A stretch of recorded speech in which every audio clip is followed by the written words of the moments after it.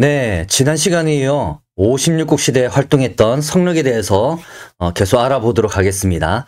제가 썸네일에 성륵을 무하마드 알리와 같다라고 제가 표현했었잖아요. 무하마드 알리가 복싱계에서 굉장히 높게 평가받고 있는 이유가 당시 활동했던 경쟁자들과 경기를 내서 대부분 이겼다는 거잖아요. 이 성륵 또한 비슷합니다. 당시 성륵과 함께 활동했던 쟁쟁한 군벌들이 많거든요. 자, 그 군벌들이 이제 왕미, 왕준, 유곤, 유효 이런 사람들인데 이들을 죄다 멸망시킵니다. 그래서 성륵이 역사에서 어떻게 보면 특히 56국 시대 안에서 영웅으로 평가받고 있는 것이 아닌가 싶습니다. 자, 그러면 당시 정세에 대해서 잠깐 살펴보면 흉노적 유연이 이 병주에서, 여기 병주거든요. 한나라를 세운다고 했잖아요. 그래서 이제 반란을 일으키고 진나라를 막 공격하게 됩니다. 이렇게 밑으로 막 공격하거든요. 공격해서 이제 중국이 다시 난세가 되는데 304년부터 시작해서 그 이후거든요. 성륵 또한 유연의 부하로서 전쟁에 참여하고 활동하게 되는데 성륵에게는 지난번 말씀드렸듯이 장빈이라는 훌륭한 책사가 있다고 말씀드렸죠. 이 장빈이 성륵에게 조언을 내줍니다. 뭐냐면 당시 성륵이 계속 약탈하고 돌아다니고 막 그랬거든요. 약탈만 하지 말고 어떤 근거지를 마련하여 그 근거지를 중심으로 활동이라고 합니다. 그것이 그 근거지가 이제 여기 업이거든요. 황하 이북, 여기가 황하잖아요. 황하 바로 북쪽에 있는 업을 이제 중심으로 삼아서 활동해라고 조언을 줍니다. 물론 나중에 성륵이 세력이 커진 뒤에는 여기 업 위에 있는 이 양국이라는 곳을 수도 삼고 활동을 하게 되죠. 성륵이 막 활동할 당시에 이 북쪽에는 여기에 개라고 나오죠. 여기가 지금의 이제 북경입니다. 중국 수도 북경인데 여기를 중심으로 여기 유주를 다스리고 있었던 인물이 왕준입니다. 이 왕준이 있었는데 이 왕준은 진나라의 신하였어요. 신하였지만 충성하는 신하는 아니고 독자적인 세력을 구축하면서 야심을 키우고 있던 그런 인물이었습니다. 여기 병주에 유연의 한나라가 있잖아요. 근데 병주도 남부와 북부로 나눌 수 있거든요. 이 남부에 있는 여기 평양, 이 평양이 유연의 수도입니다.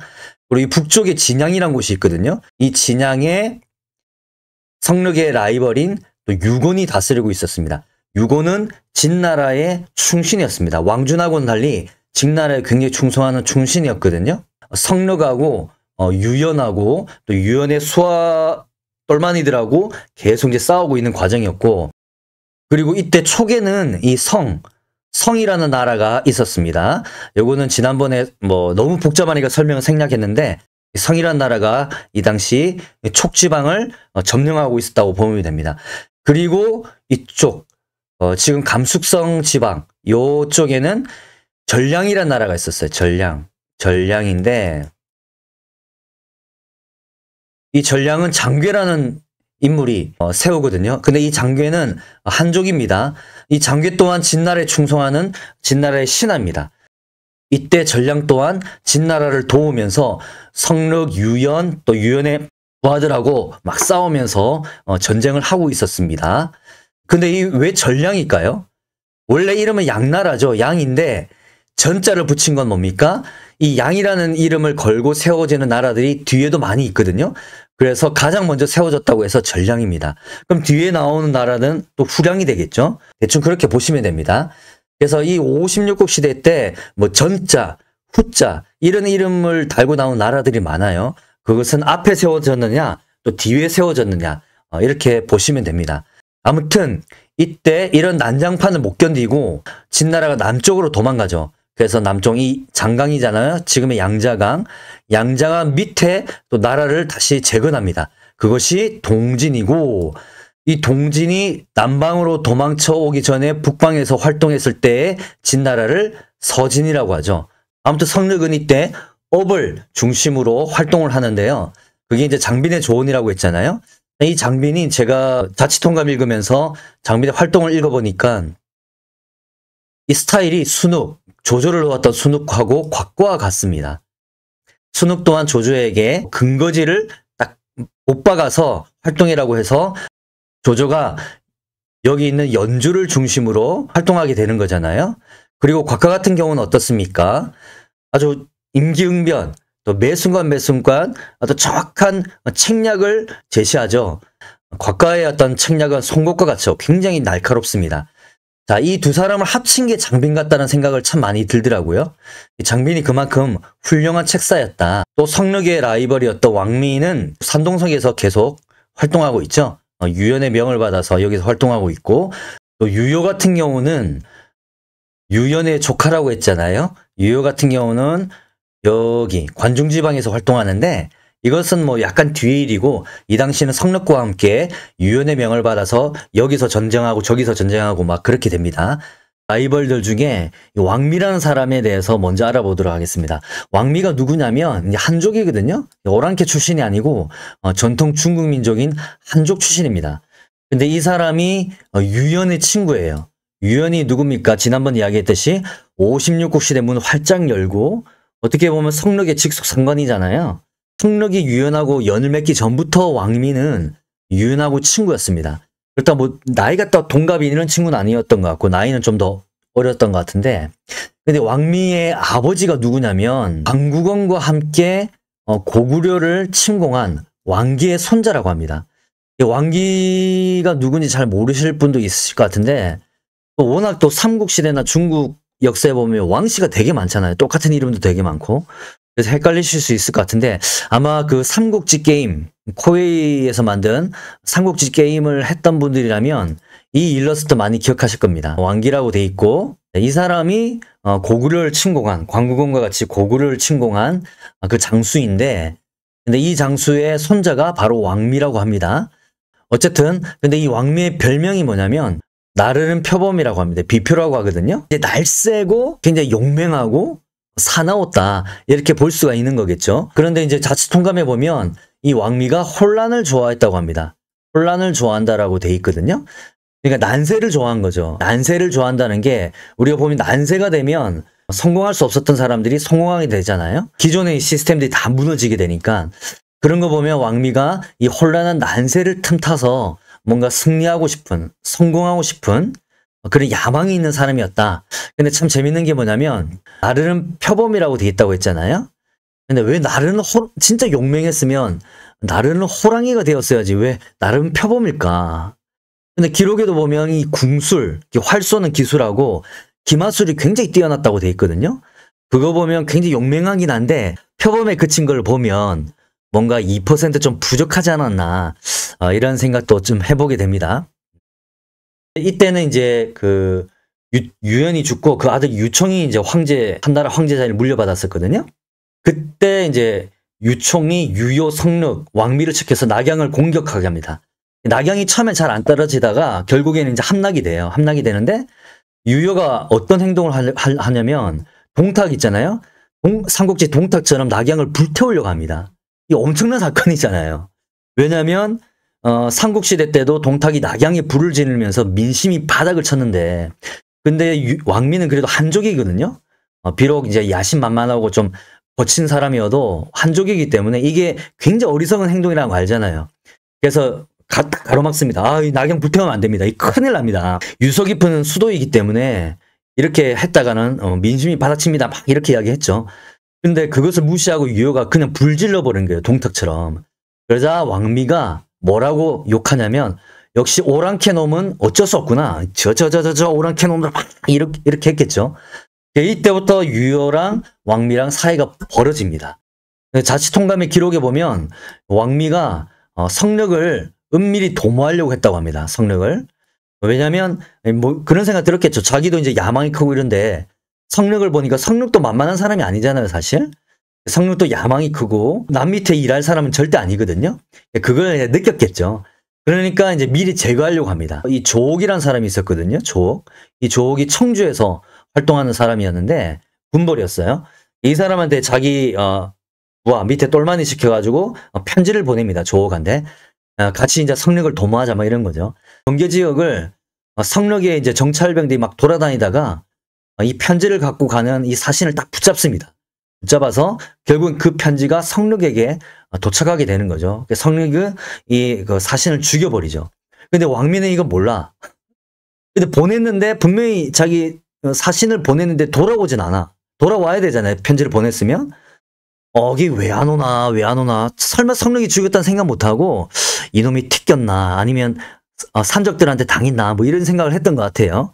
아무튼 그런 때, 또 구이라는 인물이 있는데, 사람 인물이 많이 나오는 게 헷갈리죠. 자, 구이라는 인물이 연주자사였거든요. 이 구이가 참 만만한 인물은 결코 아니었어요. 왜냐면, 여기 유효 있잖아요. 유효가 유연의 조카인데, 이 용병술이 대단했거든요. 성록의 최대 라이벌이었는데, 근데 소 잡는 칼은 따로 있다고 이 구이가 유효랑 싸우기만 하면, 이 붙기만 하면 유효가 깨지는 거예요. 그래서 이 대단한 인물이긴 하거든요, 구이가. 근데 성록이 구이랑 전쟁을 벌여가지고 이깁니다. 구이를 박살을 내거든요. 구이를 사로잡습니다. 그때 이 소식이 이제 왕미한테도 들어가잖아요. 그래서 왕미가 이 소식에 대해서 굉장히 꺼려했다고 합니다. 왜냐면 생각해보면 이 구이라는 만만치 않은 인물을 성록이 격파함으로 인해서 성록의 권위와 명성이 더 올라가는 거잖아요. 그러면 왕미의 입지보다 성록의 입지가 더 단단해지는 거죠. 네, 그것을 이제 꺼려하는 거죠, 왕미가. 그렇지만 왕미가 그것을 티내지 않고 축하 편지를 써서 보냅니다. 그 편지 내용이 뭐라고 하냐면, 당신이 진짜 구이를 물리치니 이 얼마나 신 같은 존재입니까? 신적인 존재라고 막 아부하는 거죠. 구이가 당신 옆에서 돕고 너 또한 당신 옆에서 당신을 돕는다면 당신이 천하를 평정하지 않겠습니까? 막 이렇게 아부를 하는 거죠. 성록이 또 대단한 게 뭐냐면 이 눈치를 딱 까죠. 물론 이제 그 전에 자기를 도모하려고 했던 사실을 알고 있기도 했지만 그 책사였던 장빈에게 뭐라고 이야기하냐면, 이 왕미가 우리 공동체 안에서 직급이 결코 낮은 사람이 아닌데 나한테 이렇게 굽신거리는 거 보니까 분명히 나를 도모하려고 지금 수작을 부는 게 확실하다. 이렇게 눈치를 딱 채는 거죠. 그래서 성록이 눈치도 참 빨랐다, 이렇게 볼 수 있습니다. 근데 그때 이 왕미가 진나라 다른 세력들하고 막 싸우다가 불리하게 됐어요. 위급하게 되었거든요. 성록한테 SOS를 막 칩니다. 석형 빨리 도와주세요, 도와주세요 막 하는 거죠.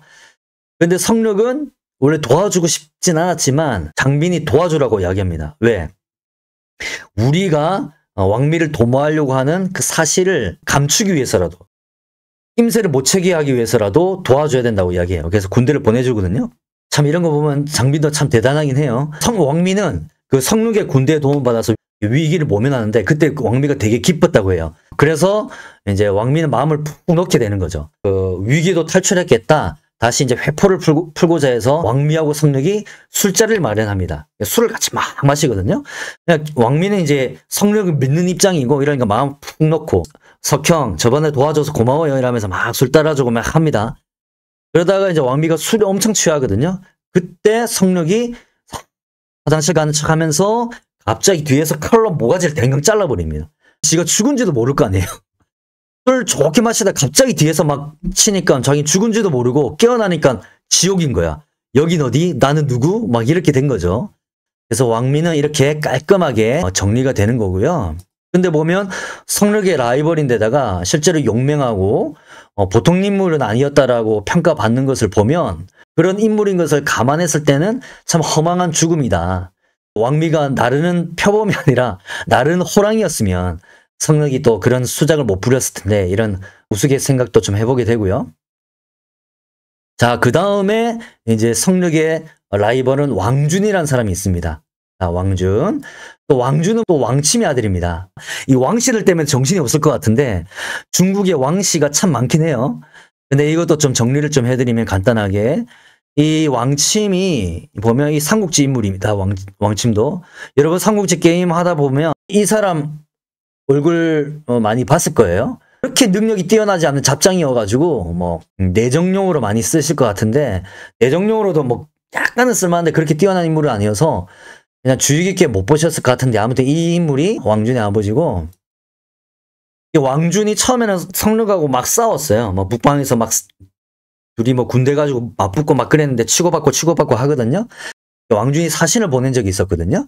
왕준이 사신이 오면 성록이 왕준의 사신이 보는 앞에 일부러 강한 병사, 뭐 덩치 크고 뭐 키 큰 병사가 아니라 좀 빼빼 마르고 유약한 병사들을 배치해서 그걸 보여주는 거예요.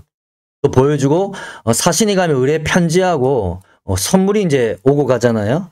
그래서 왕준이 준 편지를 받을 때 굉장히 공손하게 받고 막 정말 황제가 내려준 편지처럼 받고 또 이게 사신이 가져다 준 물건에 막 절하고 막 이랬대요. 그 소식이 다 왕준에게 들어가겠죠. 그리고 결정적으로 이제 성록이 이제 뭐라고 이야기를 했냐면 왕준에게 자기가 직접 찾아가서 존호를 올리겠다. 그 왕준 형님 황제 오르십시오. 이 왕준이 그때 이제 그 주거지가 유주 개였거든요. 그 당시 개라는 도시였는데 지금으로 따지면 북경이죠. 그래서 유주를 전체를 다스리고 있었는데 직접 자기가 찾아가서 황제에 올라라 이거죠. 자기가 직접 도와주겠다. 황제의 이름을 바치겠다. 뭐 이렇게 이야기한 거죠. 그러니까 이제 왕준이 엄청 기뻐합니다. 기뻐해가지고 성록이 드디어 자기한테 굴복하는구나. 성록이 이제 나의 힘을 깨달았구나. 저 녀석 저거 사람 볼 줄 아네. 뭐 이렇게 했겠죠. 그래서 이제 성록이 실제로 군대를 이끌고 갑니다. 북치고 막 가면서 왕공이 황제를 자리에 오를 수 있도록 우리가 도와주러 간다. 막 이렇게 소문을 퍼뜨린 거죠. 그러니까 이제 왕준이 그 소식을 듣고 마음을 놓고 그래서 신하들에게 음식을 준비하라고 합니다. 성록을 격려하기 위한 연회자를 만들기 위해서 음식을 준비하라고 막 하거든요.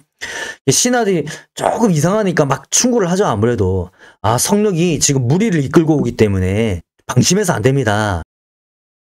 김치 국물부터 마시면 안 됩니다. 막 이렇게 충고를 하는 거죠. 그때마다 왕준이 화를 내면서 그 신하들 물리칩니다. 그래서 막 혼자 들떠 있는 거죠. 들떠 있어가지고 그 성록같이 대단한 사람이 자기를 떠받든다고 하니까 얼마나 기분이 막 뿜뿜하겠어요. 근데 참 이것을 보면서 성록하고 왕준의 어떤 그릇 차이, 능력의 차이가 확실히 다르다. 아까 그 말씀드렸듯이 왕미가 성록에게 막 이게 샤바샤바 아부하니까 성록은 바로 눈치를 딱 까잖아요. 저놈이 나를 도모하려고 하는구나. 근데 왕준은 어떻습니까? 성록이 자기에게 아부하고 떠받드는데도 눈치를 못 채죠. 진짜인 줄 알고 그냥 홀가닥 넘어갑니다. 자, 이런 걸 보면 왕준하고 성록의 기본적인 그릇의 차이가 있었다. 왕준보다 성록이 확실히 뛰어난 인물이었다. 이것을 우리가 또 알 수가 있습니다. 왕준이 머물고 있는 성에 딱 들어가거든요. 그 성록이 들어가자마자 그 약탈을 합니다. 약탈을 하면서 막 횡포를 부르는 거예요. 군대가. 성록의 군대가. 그때부터 왕준이 얼굴이 사색이 파랗게 질렸다고 해요.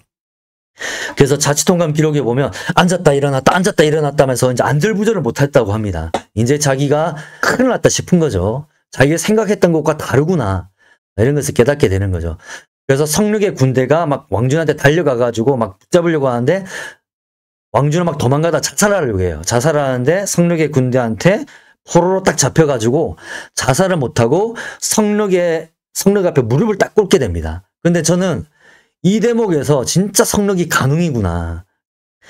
진짜 간웅이고 이 사람 진짜 무서운 사람이구나. 딱 깨달았던 게 뭐냐면 단순히 왕준을 자기 앞에 무릎 꿇게 하는 것이 아니라 자기 높은 자리에 앉아 있으면서 왕준의 아내를 불러가지고 왕준의 아내를 자기 옆에 딱 앉히게 합니다. 그러니까 왕준 입장에서 어떻습니까? 굉장히 굴욕적이잖아요. 그렇죠. 자기 무릎 꿇은 상태에서 올려다 보니까 성록이 자기 아내를 딱 끼고 있거든. 근데 자치통감에는 그냥 앉게 했다고 했지만 앉기만 했겠습니까? 뭐 손도 잡고 좀 희롱했겠죠. 진짜 뭐 승리자로서 정복자로서의 어떤 쾌감을 엄청 누리는 거죠. 손도 잡고 좀 희롱 좀 하고 막 웃으면서 막 농담 따먹기 하고 이러니까 왕준 입장에서 얼마나 굴욕적이겠습니까? 여러분 한번 입장을 바꿔 생각해 보세요. 내 아내가 내 원수, 내 라이벌이 딱 옆에 끼고 있고 나는 그 라이벌 앞에서 무릎 꿇고 있다. 진짜 이거는 비참하고 자존심 상하는 거죠. 성록은 이렇게 모멸감을 왕준에게 엄청나게 주고 나서 왕준을 죽이게 됩니다. 참 비참하게 왕준이 또 제거가 됩니다. 자, 그 다음 성록의 경쟁자로서 유곤을 보실 텐데요. 유곤은 충신입니다. 자, 그러나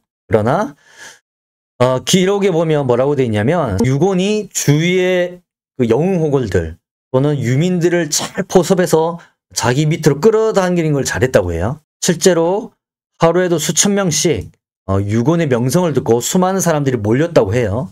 그런데 문제가 뭐냐면 이들이 유곤의 명성을 듣고 유곤 밑으로 모였잖아요. 그러면 그들이 서운하지 않게 또 잘 다독이고 또 이제 상도 좀 공평하게 나눠주고 이래야 되는데 이걸 통솔력이 없어가지고 이걸 제대로 못했나 봐요.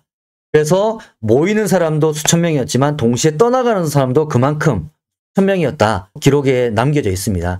어떻게 보면 참 아쉬운 인물이죠. 오랑캐들을 쳐부수려면 정말 사람들이 많이 필요한데 오히려 그런 사람들을 모아놓고 또 동시에 떠나게 하니 참 아쉬운 사람이라고 볼 수 있습니다.